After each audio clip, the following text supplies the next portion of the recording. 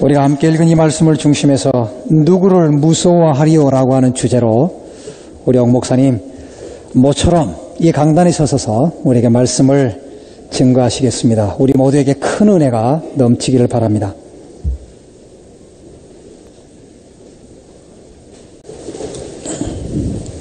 수요일 날 제가 언제 여기에 섰나 하고 생각을 했더니 한 6개월 된 것 같아요. 6개월 전쯤.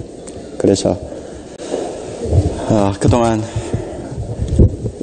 수요일 강단을 맡았던 우리 부교육자들과 또 여러 강사님들에게 제가 감사를 드리고 또 저를 위해서 기도해 주신 많은 교우들에게 진심으로 감사를 드립니다.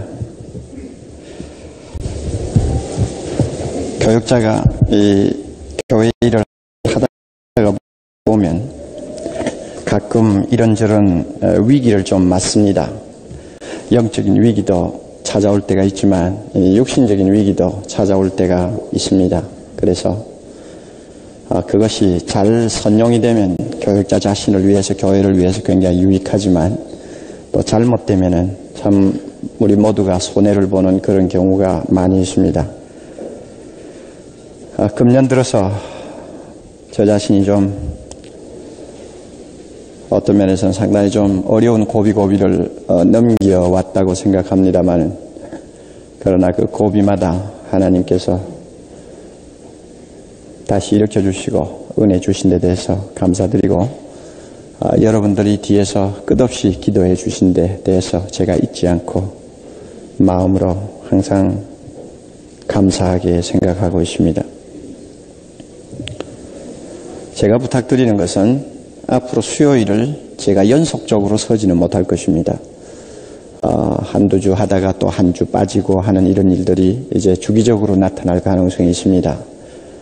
그러나 여러분들이 사람을 보고 수요일 날 예배에 나오시지 말고 꼭 이 시간 와서 내 자리는 내가 지킨다 하는 태도를 여러분이 갖게 되시기를 바라고, 이제 연속적으로 제가 지키지를 수요일 날 서지 못해도 그래도 연속적으로 설 거예요. 그 말은 지금처럼 그렇게 장기적으로 비워놓는 일은 없다는 이야기입니다. 그러니까 우리 모두가 한 마음이 되어서 수요일 예배를 다시 새롭게 우리가 부흥시키는 좀 기회가 됐으면 좋겠습니다. 특별히 내년에는 수요일 예배는 찬양과 말씀의 밤으로 완전히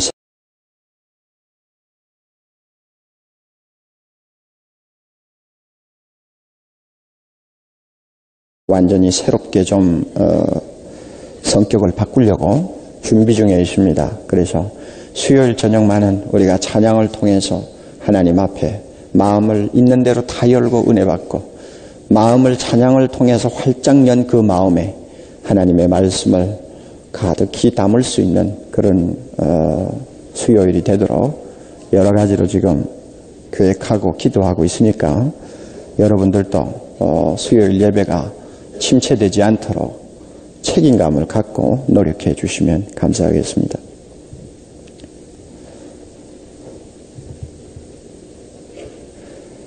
시편 27장은 저자가 다윗이라는 사실은 우리가 성경에 기록되어 있으니까 그대로 받아들여야 합니다.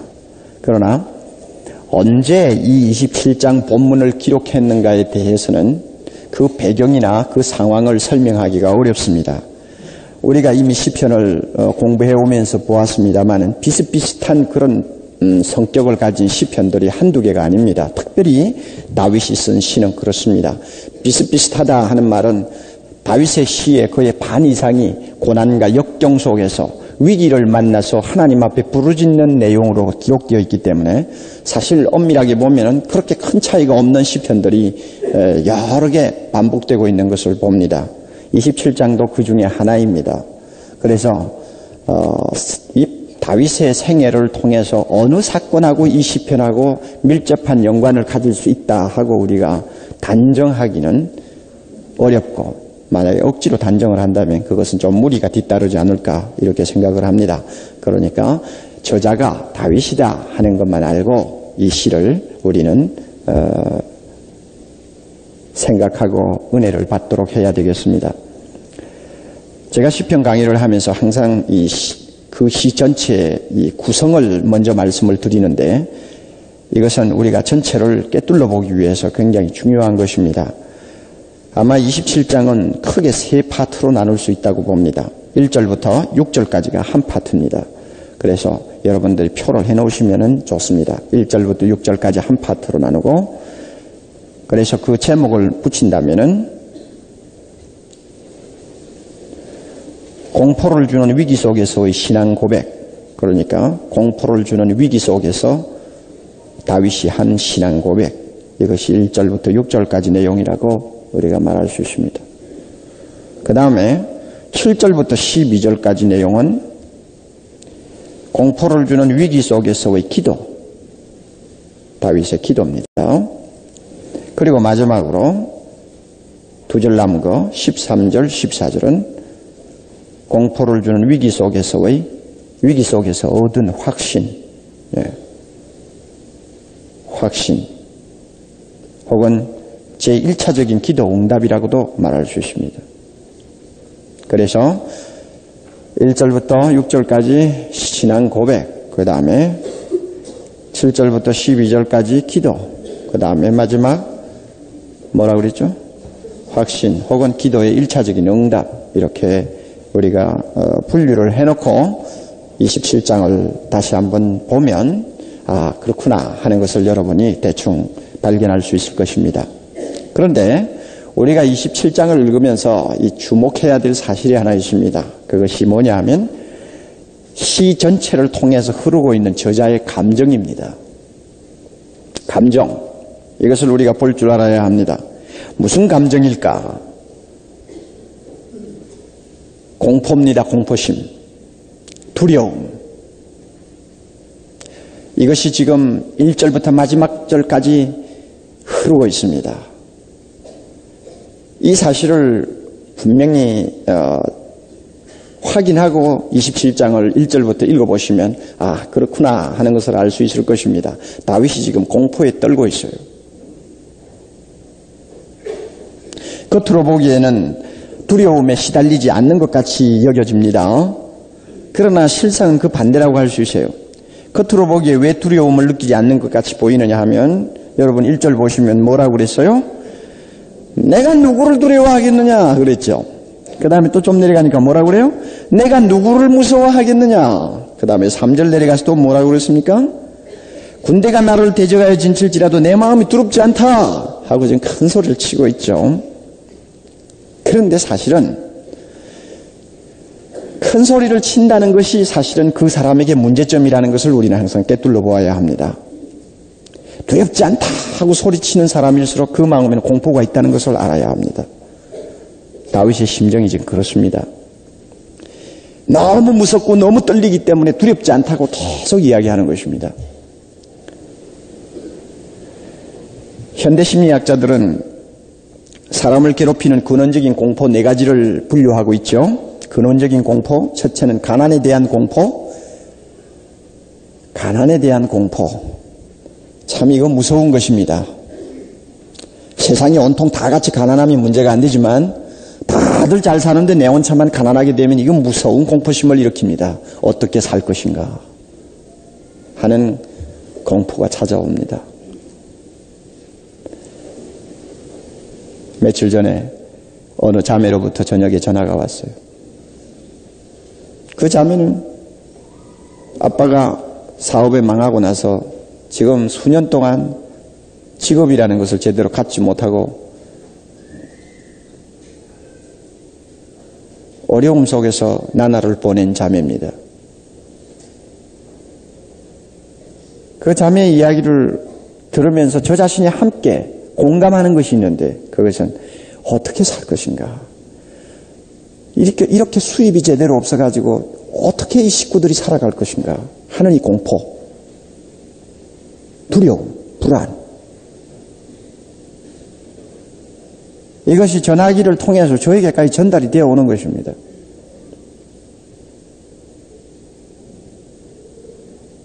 무서운 것이요. 또 하나 현대인을 괴롭히는 공포가 있습니다. 그것은 고통의 공포입니다. 고통, 이것은 아픔을 이야기합니다. 모든 종류의 아픔을 이야기합니다. 참을 수 없는 아픔에 대한 공포증이 우리 모두에게 있습니다. 우리 교회에 지금 암 환자로서 입원하고 있는 형제들이 여러 분 되는데, 막 교회 사이즈 비해서 그렇게 많은 편은 아닙니다만, 저는 한 사람도 없기를 바라는데도 어떻게 한두 명씩은 꼭꼭 생겨요. 그런데 이한용 씨가 지금 2년이 넘도록 지금 담도암으로서 지금 고생을 하고 있는데, 사실은 이제는 시한부 생명입니다. 한 주 전에 제가 그 병원을 방문을 했습니다. 그래가지고 좀 이야기를 하는데 제가 그만 실수를 했어요. 이 교역자라는 위치에서 보면요, 참 어떤 때는 참 이런 말의 실수를 하게 됩니다. 제가 그랬어요. 이 선생님, 병상은 어떤 면에서는 참 주님과 깊은 교제를 나눌 수 있는 참 좋은 시간이라고 할 수 있습니다. 그러니까 마음으로 계속 주님을 부르면서 기도하십시오. 그랬는데 그 친구가 무슨 말을 하는지 알아요? 목사님, 지금까지요, 2년 동안 저는 주님을 생각할 틈이 없었습니다. 얼마나 그 통증이 심한지요. 아침부터 밤새도록 그냥 생각나는 거는 진통제밖에 없습니다. 고통, 진통제, 아픔, 진통제, 진통제 맞고 나서 조금 애만하면 그 다음에는 또 이게 발작하면 어떻게 하나 하는 그 공포 때문에 벌벌 떨고, 그 고통이 또 오면 또 진통제 때문에 또 진통제 놔달라고 아우성치고, 저는 이렇게 해서 한 2년을 보냈습니다. 지금 진통제 맞고 제가 조금 숨을 돌리고 있는 시간에 마침 목사님이 오셨어요. 제가 그 말을 듣고 그냥 입을 딱 다물어 버렸습니다. 내가 할 말을 바로 못했구나. 이 사람을 나는 모르고 너무나 태평스러운 말을 하고 앉았다. 24시간 고통과 싸우는 사람에게 무슨 기도가 있겠어요. 사람인데. 이 고통의 공포라는 것은 대단히 무서운 것입니다. 실패의 공포, 죽음의 공포, 설명 안 해도 우리 모두 다 압니다. 이래서 가난, 고통, 실패, 죽음의 공포, 이것은 현대인을 괴롭히는 근원적인 공포라고 하는데, 27장에서 다윗이 당하는 이 공포는 바로 이 가운데서 적어도 세 가지가 한꺼번에 몰려든 공포라고 말할 수가 있습니다. 고통이요, 실패요, 죽음의 위험에 대한 삼중적인 공포 분위기 속에 다윗이 지금 빠져 있습니다.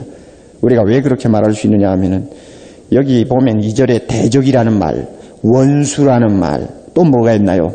행악자라는 말, 그 다음에 살을 먹으려고 왔다 하는 말, 그 다음에 3절에서 군대, 또 포위한다는 말, 전쟁이라는 말. 여러분, 이런 용어들 하나하나를 한번 집어가지고 생각해 보세요. 이거 어디 평범한 말입니까? 그러니 다윗의 주변은 온통 대적이 둘러싸서 그저 다윗의 생명을 기회만 있으면은 집어삼키려고 지금 노리고 있는 중이고, 게다가 더 가서 보면 12절에 가서 보면 잠깐 12절 봅니다. 12절, 내 생명을 내 대적의 뜻에 맡기지 마소서 하고, 위증자와 악을 토하는 자가 일어나 나를 치료함이니이다. 위증자가 뭐예요? 거짓말만 하는 사람들, 간사한 꾀를 부려가지고 상대방을 올무로 얽어매는 자들 아닙니까? 도무지 믿을 수 없는 자들이 주변에 가득하고, 설상가상으로 말이죠. 그 위에 봅니다. 10절, 내 부모는 나를 버렸으나 여호와는 나를 영접하시리라. 내 부모는 나를 버렸다. 설상가상으로 인간으로부터도 어떤 도움을 기대할 수 없는 그런 궁지에 지금 빠져 있는 것을 볼 수가 있습니다. 그러니 이런 상황에서 다윗이 불안이나 공포를 느끼지 않고 있다고 말한다면 그것은 다윗이 인간이 아니라는 말하고 꼭 같습니다.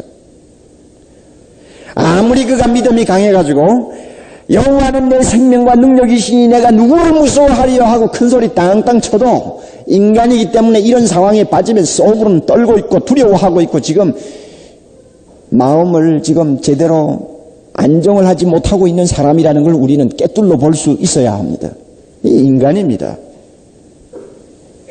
아무리 믿음이 강한 자라도 공포는 내쫓지 못합니다.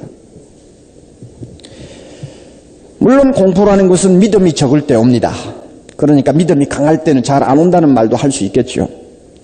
그리고 믿음이 적으면 자신의 생명이나 자신의 장래나 자신의 가족에 대해서 너무 지나친 염려를 하다가 보면은 결국은 결과적으로 공포의 노예가 되어버립니다. 그건 사실이요. 그러나 한 가지 더 시인해야 될 것이 있습니다. 아무리 믿음이 좋은 자라도 공포를 완전히 벗어날 수는 없습니다. 여러분 여기 동의합니까? 이런 것을 여러분이 솔직하게 시인해야지 나 믿음이 좋으니까 두렵지 않소 그렇게 가정하지 말아요. 하도 나는 그런 사람들의 소리를 귀가 아프도록 들어서 나는 그런 말만 들으면 고개가 슬슬 흔들어져요. 자기가 신인가 어때? 믿음이 아무리 좋은 사람이라도 공포에서 완전히 벗어나지는 못합니다. 공포는 언제든지 우리를 흔들어 놓을 수가 있고 우리의 믿음을 시험할 수 있습니다. 바로 오늘 우리가 살고 있는 이 현실이 순간순간 공포에서 벗어나지 못하게 하는 무서운 현실이라는 것을 우리는 잘 알고 있습니다. 그냥 눈 딱 감고 보지 않고 생각하지 않으면 모르겠지만 눈을 좀 똑똑히 뜨고 자세히 주변을 보고 세상 돌아가는 것을 찾아 알고 그 다음에 일반 사람들이 보지 못하는 영역에까지 좀 내다볼 수 있는 눈을 가진 사람이면 공포 없이 하루하루를 넘기기가 대단히 어려운 세상이라는 것 우리가 다 시인할 수밖에 없습니다.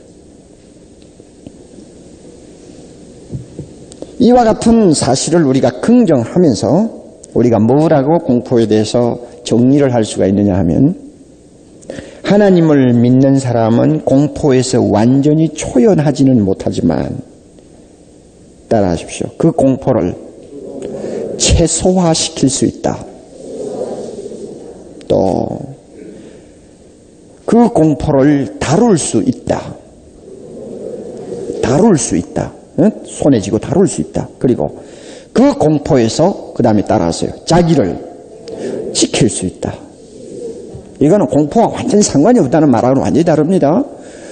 예수 믿는 사람, 믿음이 좋은 사람은 그 믿음에 따라서 공포를 최소화시킬 수 있습니다. 그리고 두 번째 뭐라고 그랬나요? 공포를 어떻게 해요? 다룰 수 있고요. 공포의 노예가 되는 것이 아니라 공포를 다룰 수가 있고 그 다음에 또 뭡니까? 자기를 공포에서부터 희생당하지 않도록 지킬 수 있다. 이것이 예수 믿는 사람이 차이점입니다. 이것이 믿음 좋은 사람의 장점입니다. 다윗에게서 배워야 할 것이 바로 이 점입니다. 그렇지 않고 다윗은 공포를 전혀 안 느낄 만큼 믿음이 좋았다. 그것은 너무나 추상적인 이야기입니다. 다윗은 지금 떨고 있어요. 그러면 어떻게 하면 공포를 최소화할 수 있고 공포를 다룰 수가 있고 공포에서 나를 지킬 수가 있는가? 이 점을 우리는 다윗으로부터 이제 배워야 합니다. 첫째로 공포를 안겨주는 위기 속에서 첫째로 확실한 신앙 고백을 할 수 있어야 합니다. 확실한 신앙 고백을 공포 분위기에서 할 수 있어야 합니다. 그래서 1절부터 6절까지 나오는데 이 안에는 두 가지 신앙 고백이 있음을 우리가 봅니다. 첫째는 자기가 직면한 현실에 대한 신앙 고백입니다. 이것이 1절부터 아마 3절까지라고 할 수 있겠죠. 그 다음에 두 번째로는 하나님에 대한 자기의 신앙 고백입니다. 한 가지씩 먼저 한번 검토해 봅시다. 첫째는 자기가 직면한 현실에 대해서 신앙적으로 고백하는 것입니다. 그 고백은 한마디로 요약하면 두렵지 않다 하는 신앙 고백입니다. 나는 두렵지 않다. 자기 현실을 앞에 놓고 나는 두렵지 않다. 1절요. 여호와는 나의 빛이요 나의 구원이시니 하나님은 캄캄한 밤과 같은 위기 속에서 나에게 빛을 던져주시는 분이요 절망 중에서 나에게 구원의 밧줄을 던져주시는 분이다. 그러므로 내가 누구를 두려워하겠느냐? 아무리 환경이 무서워도 하나님 계시니 내가 누구를 두려워하겠느냐. 내가 살고 죽는 내 생명의 능력은 하나님의 손에 있는데 내 생명은 하나님이 지고 계시는데 내가 누구를 무서워하겠느냐. 그 이야기입니다. 그래서 군대가 나를 포위해도 좋다. 전쟁이 일어나도 좋다. 나는 절대 두렵지 않다 하는 이야기입니다. 다시 말씀드립니다. 전쟁이 일어났을 때 두려워하지 아니할 사람이 누가 있어? 포위당했는데 두렵지 않다는 사람이 차라리 누가 있어? 아무도 없죠? 다윗은 떨고 있어요. 그러나 무엇이라고 신앙 고백합니까? 뭐라고 고백해요? 나는 두렵지 않다.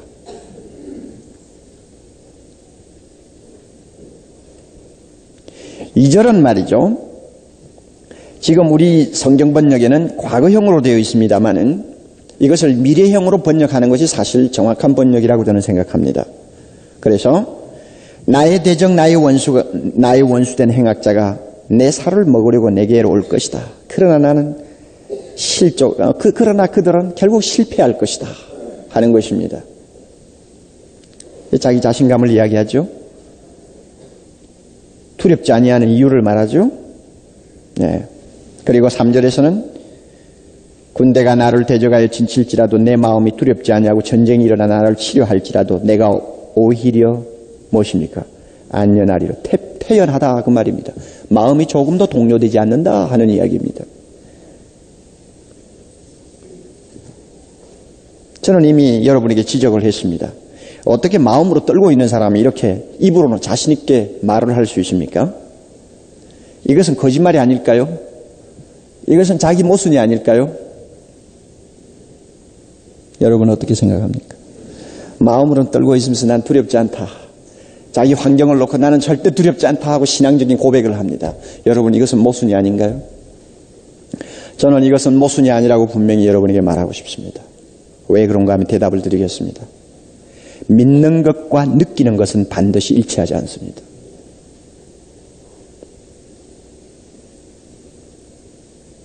그렇죠? 여러분이 경험으로 알 수 있죠? 믿는 것하고 느끼는 것이 일치할 때도 있지만 반드시 일치하는 것은 아닙니다. 다윗의 경우가 지금 그 경우입니다. 제가 예를 하나 들지요. 만일 우리가 느끼는 대로 고백해야 한다면은 대적이 지금 포위를 하고 있고 전쟁이 일어나는 막판에 느끼는 대로 고백한다면 다윗처럼 나는 두렵지 않다는 말 할 수 있겠습니까?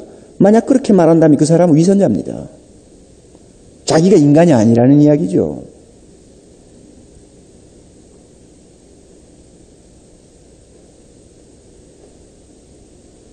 저는 국민학교 때 이 작년 시간에 와서 설교를 참 많이 들은 어린 학생입니다. 그래서 그 많은 설교들이 여러 가지 기억이 아직도 남아 있는데요. 그 당시에 그 목사님들이 주로 어떻게 큰 아주 자신 있는 말을 많이 하시는 것 중에 어떤 것이 있었는가 하면 칼이 와도 죽음이 와도 핍박이 와도 나는 절대 두려워하지 아니할 것이요 내 생명 주를 위해 바치리라 하는 그런 이야기입니다. 그때는 제가 대단한 믿음이다. 저 목사님은 어떤 일이 생겨도 겁을 안 내는 사람이구나. 그렇게 생각을 했습니다만 사실은 그것은 그들의 신앙 고백이지 마음이 아니라는 걸 제가 철이 들어서 알았어요. 그들이 핍박이 오면 정말 두려워하지 않겠어? 아마 먼저 벌벌 떨 사람일지도 모릅니다. 느끼는 것하고 믿는 것하고는 꼭 일치하지 않는다. 자, 제가 더 좋은 예를 하나 들죠. 여러분 찬송가 말이죠. 462장을 한번 펴보세요. 462장.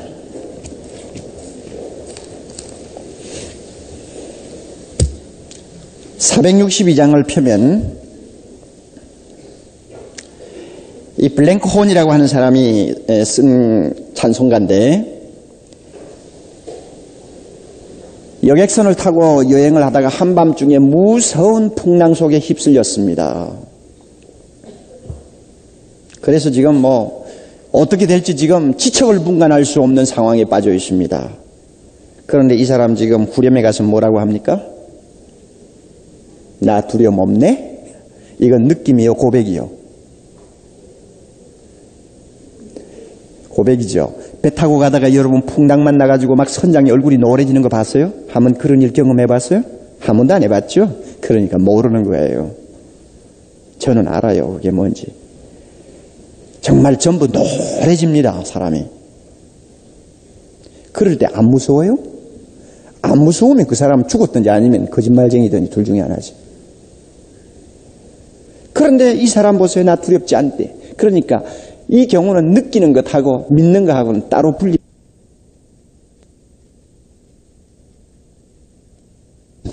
주님이 나와 함께 하심으로. 이거 아닙니까? 이왕 피었으니까 한번 불러보고 덮어야죠. 자, 안 쳐도 돼요. 가만히 앉아서 설교 들어요. 괜찮아요. 왔다 갔다 하지 말고. 내가 올겐보다 더 잘해요. 자. 금물결이 설레는 어둠 바다 저 등대의 불빛도 희미한 이 풍랑의 배저 항해하는 주 예수님이 배에 사공이라 나 두렵없네 두려움 없도다 주 예수님 늘 깨어 계시도다 이 흉흉한 바다를 다 지나면 저 소망의 나라에 이르리라. 3절 큰 소리로 물결을 명하시면 이 바다는 고요히 잠자리라. 저 동력이 환하게 밝아올 때 나 주 함께 이 바다 건너가리. 나 두려움없네 두려움 없도다 주 예수님 늘 깨어 계시도다 이 흉흉한 바다를 다 지나면 저 소망의 나라에 이르리라. 아멘. 네. 여러분 또 좋은 예를 하나 들어드립니다. 지금 무슨 이야기 하고 계시는지 아시죠? 예수 믿는 사람 분명히 알아야 돼요. 잘못하면 이상한 소리를 하기 쉬워요. 느낌과 믿음의 차이를 지금 이야기하는 것입니다. 하박국 여러분이 잘 아시는 성경입니다. 하박국 3장 한번 펴보세요. 1305페이지.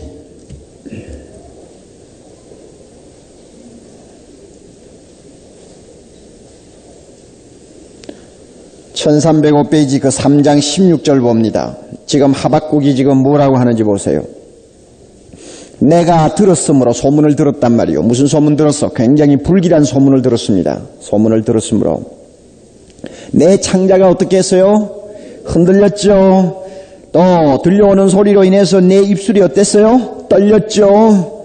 무리가 우리를 치러 올라오는 환난 날을 내가 기다림으로 이제 무서운 전쟁이 지금 다가오고 있다는 것을 듣고 그것을 기다리는 초조한 상황에 빠지니까 내 뼈에 뭡니까? 썩이는 것이 들어왔으며 내 몸은 내 초소에서 떨리는 도다. 지금 떨리고 있어요. 그런데 17절 뭐라고 지금 큰 소리 치나요?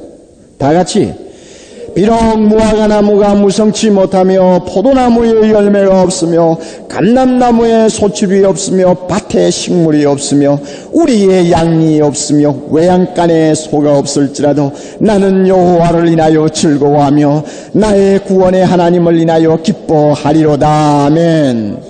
여러분, 이 말이 얼마나 우습게 들립니까?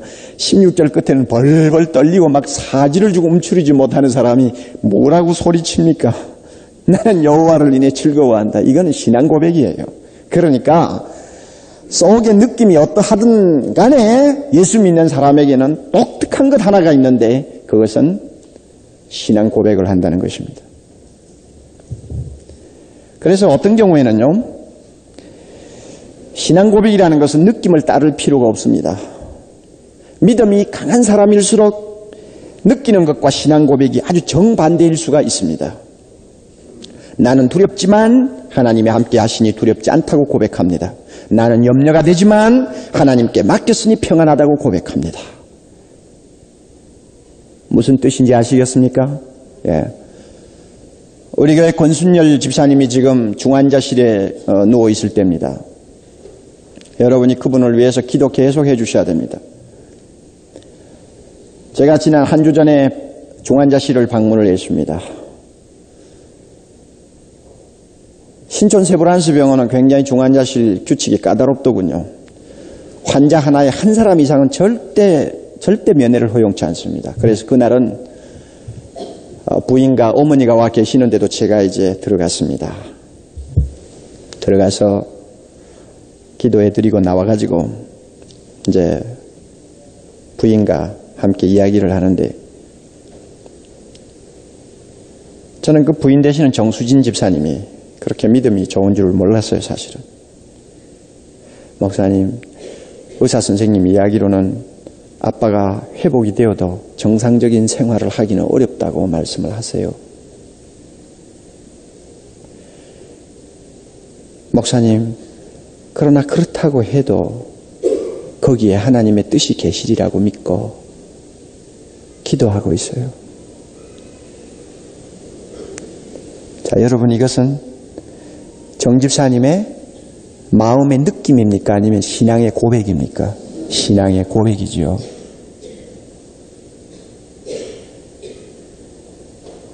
신앙 고백이란 우리가 믿는 것을 말로 표현하는 것이, 느끼는 것을 표현하는 것 아닙니다.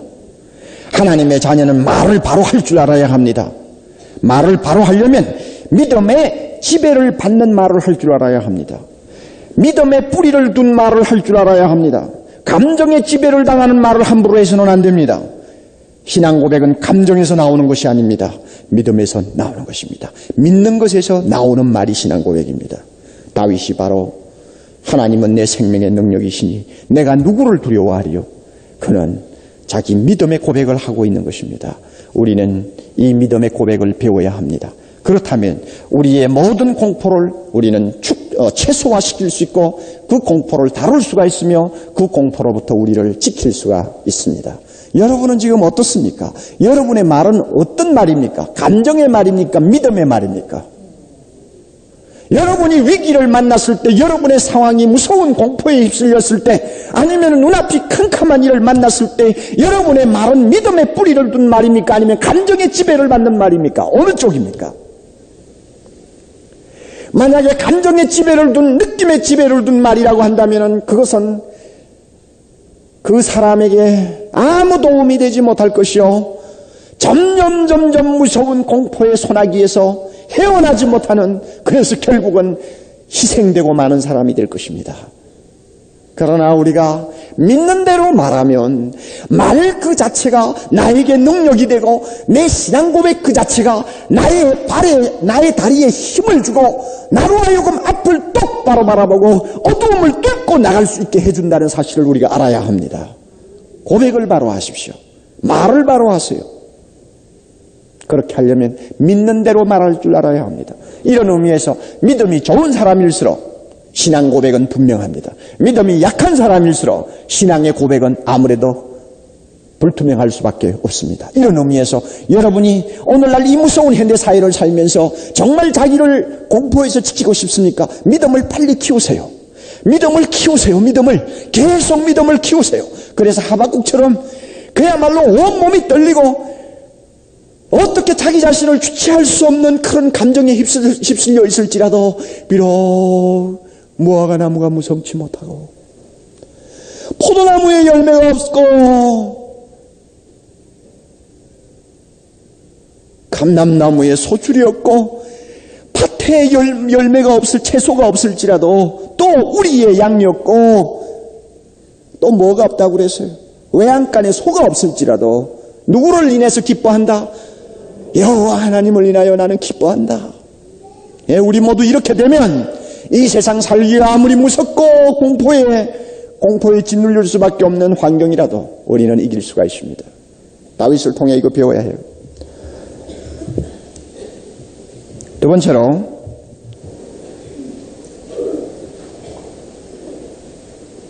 첫째는 환경에 대한 신앙 고백이라고 했습니다. 둘째는 하나님에 대한 신앙 고백을 합니다. 여러분이 본문을 다시 보세요. 몇 절이라고 그랬죠?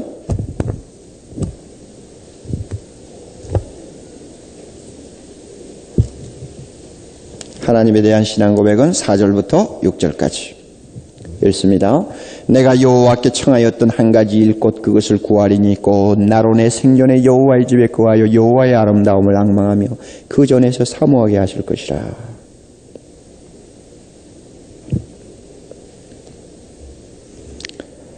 여기서 내가 여호와께 청하였던 일, 과거형이죠. 그러나 이것을 과거형으로 보는 것보다 현재형으로 보는 것이 더 좋습니다. 그래서 현대 번역에서 요사이 새로 나오는 권위 있는 번역에서는 전부 현대어로 번역합니다. 내가 여호와께 청하는 일이 하나가 있는데 하는 말입니다. 청하는 일이 하나 있는데, 간구하는 일이 하나 있는데 그것을 내가 구하고 싶다. 그것이 뭐라고 그랬어요? 나로 내 생전에 하는 말도 참 표현이 좀 애매합니다. 내 평생. 나로 내 평생 여호와의 집에 살면서, 그 다음에 여호와의 아름다움을 앙망하면서 살고 싶다. 이것이 내 소원이다 그 말입니다. 그리고 그 전에서 사모하게 하실 것이라. 이 사모하게 한다는 말은 기도한다는 말입니다. 그 전에서 기도하고 싶다. 다시요. 내가 지금 하나님 앞에 꼭 청하고 싶은 것이 한 가지 있는데 그것을 나는 하나님께 구하고 싶다. 그것이 뭐냐 하면 내 평생 여호와의 집에 살면서 여호와의 아름다움을 앙망하며 하나님께 기도하는 사람이 되고 싶다. 그러면 이 본문은 누구에 대한 신앙 고백이에요? 하나님에 대한 신앙 고백. 나는 그저 공식적으로 신앙 고백이라고 그랬지 사실은 하나님에 대한 사랑의 고백입니다. 다윗은 지금 하나님의 성막이 있는 예루살렘에서 멀리 떨어져 쫓겨나와 있습니다. 아마 피난 때였던 것 같습니다. 그런데 유대나라 사람들은 항상 하나님은 그 성막에 계신다고 늘 믿고 있었고 무소부재하신 하나님에 대한 신앙이 오늘날 우리처럼 이렇게 철두철미하지를 못했습니다. 그래서 쫓겨다니면서 예루살렘으로 돌아가지 못하는 다윗은 예루살렘의 고향이 그리워서가 아니고 자기 집이 그리워서가 아니라 누가 그리워요? 하나님이 계시는 그 성막이 그리운 것입니다. 그래서 하나님, 내 평생 하나님 집에 좀 거하고 싶은 이 소원 들어주십시오 하는 이야기요. 왜 거기에 하나님의 성전 성막에 들어가서 거하고 싶으냐? 왜? 그것은 하나님하고 가까이 있고 싶다는 이야기 아닙니까? 왜 하나님 앞에 가까이 있고 싶으냐? 하나님의 그 아름다움. 이게 무엇이라고 말할까요? 성막에서 하나님께 드리는 모든 제사의식, 예배의식, 기도 모든 것을 통틀어서 그는 너무나 아름다운 것으로 지금 추억하고 있습니다. 하나님의 모습이 아름답다는 의미가 아니라 하나님 앞에서 성도가 하는 성막의 모든 일들이 아름다워. 그 아름다운 일들을 마음에 지금 되새겨보면서 그리워하는 것입니다. 그래서 주여 내가 그것을 지금 사모하고 있습니다. 그리고 그 성전에서 주님 앞에 기도하고 싶습니다. 이것은 한마디로 신앙 고백이요 사랑의 고백입니다.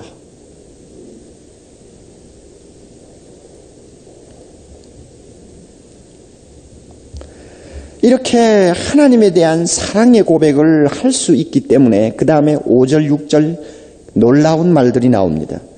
여호와께서 환난 날에 나를 그 초막 속에 비밀히 지키시고 하나님의 집에 환난 날에 비밀히 감추어 두신다, 보호하신다 그 말입니다. 그리고 그 장막 은밀한 곳에, 사람들이 찾아낼 수 없는 은밀한 곳에 나를 숨겨서 보호하신다.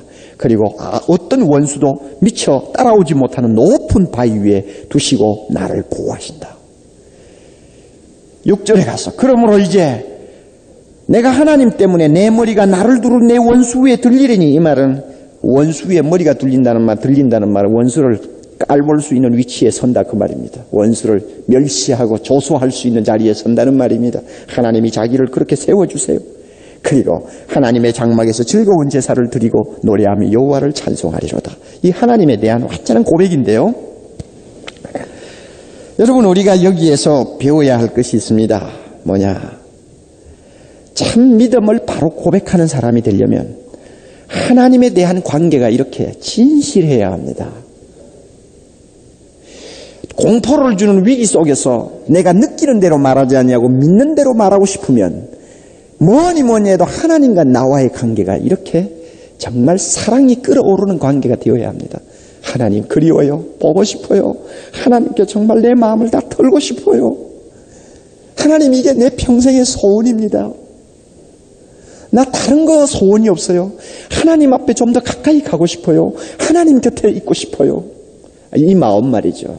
이 마음이 참 진실하게 그 마음바닥에 자리 잡고 있다면 그 사람의 입에서 나오는 믿음의 고백은 다윗처럼 말할 수 있어요. 내가 원수 위에 들리리요. 하나님께서 환난 날에 그 초막에서 나를 숨겨주실 것이요. 그러니 내가 누구를 두려워하겠느냐 하는 말을 안 할 수 있겠습니까?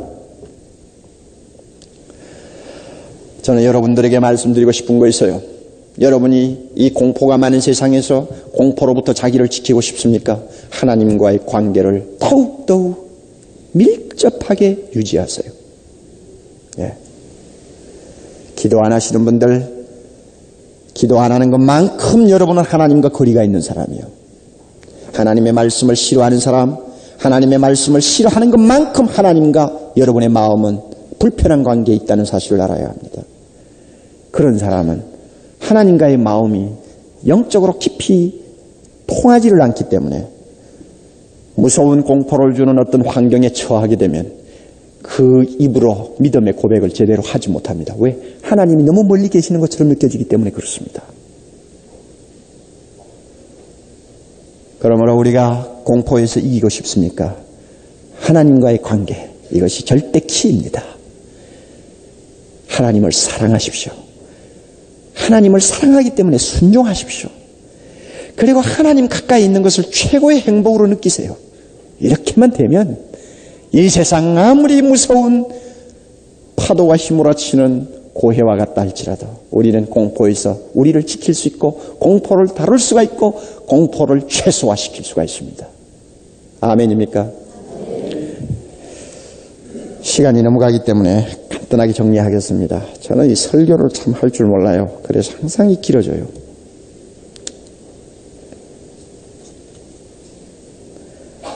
(7절부터) (12절까지는) 위기 속에서의 기도를 기록해놨다고 했습니다. 자신이 믿는 바를 분명히 고백하는 사람은 반드시 기도하게 됩니다. 그래서 다윗은 7절부터 기도가 시작됩니다.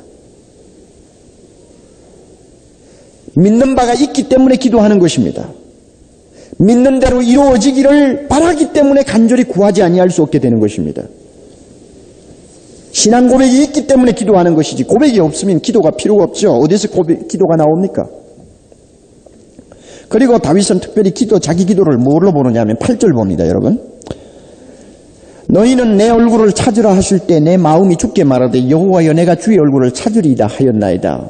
이 8절은 사실 원문의 번역상 문제가 많은 구절입니다만은 제가 여기서 복잡하게 내놓고 싶지 않습니다.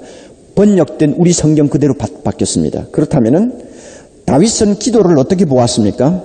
하나님의 얼굴을 찾는 것으로 보았고 더 나아가서는 기도는 하나님이 명령하신 명령이라고 보았습니다. 너희는 내 얼굴을 찾으라. 하나님이 명령하실 때 그 말은 기도하라 하는 하나님의 명령이 있을 때 다윗은 마음으로 뭐라고 대답했어요? 여호와여, 내가 주의 얼굴을 찾으리이다. 바꾸면 뭐요? 기도하겠습니다. 기도는 명령의 복종입니다.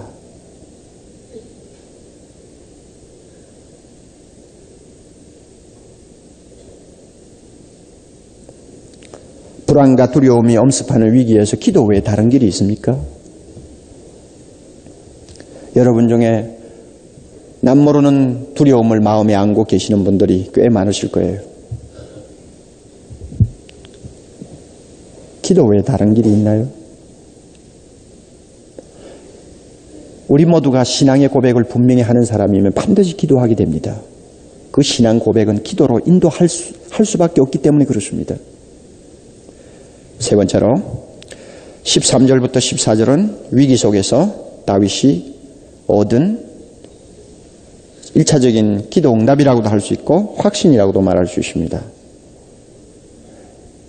확신이라고 하는 것은 하나님께서 실제적인 기도의 응답을 하시기 전에 흔들리지 않는 마음의 태도를 말합니다. 그래서 기도의 응답을 미리 내다보면서 체험하는 일종의 축복이라고 말할 수 있습니다. 이것이 확신입니다. 그래서 13절 뭐라고 합니까?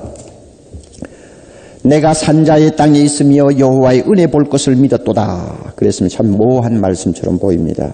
그런데 그 다음에 너는 여호와를 바랄지어다. 강하고 담대함이 여호와를 바랄지어다. 이 말씀을 좀 바꾸어 설명합니다. 내가 산자의 땅에 있으며, 이 말은 나는 절대 죽지 않는다 하는 이야기입니다. 나는 아무리 전쟁이 일어나고 아무리 원수가 나를 둘러싸고 아무리 위증자가 나를 속이려고 해도 난 절대 안 죽는다. 안 죽는다 하는 이야기입니다. 여러분이 그렇게 쉽게 그냥 정리하세요. 안 죽는다.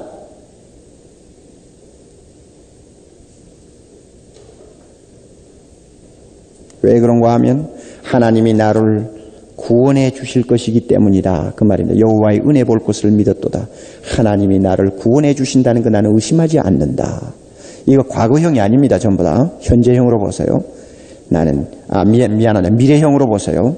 하나님이 나를 구원해 주실 것을 믿기 때문에 나는 절대 죽지 않는다. 그래서 산 사람 땅에 나는 서게 된다. 그 말입니다. 죽지 않는다. 이거 어디서 얻은 확신입니까? 기도 안에서 얻은 확신이죠. 안 죽는다. 안 망한다. 나는 아무리 두려움이 나를 못 살게 굴어도 나는 절대 안 죽는다. 기도하고 나서 얻은 확신입니다. 그 다음에 또 보세요. 기도하고 나서 그는 무엇을 얻었습니까? 너는 여호와를 바랄지어다. 강하고 담대하라. 여호와를 바랄지어다. 강하고 담대하라. 이 말은 드디어 기도하는 다윗에게 하나님이 담대함을 주셨다. 이 말은 공포를 다룰 수 있는 능력을 주셨다는 그 말입니다. 공포를 다룰 수 있는 능력을 주셨어요. 그러므로 담대할 수 있습니다. 강할 수 있습니다.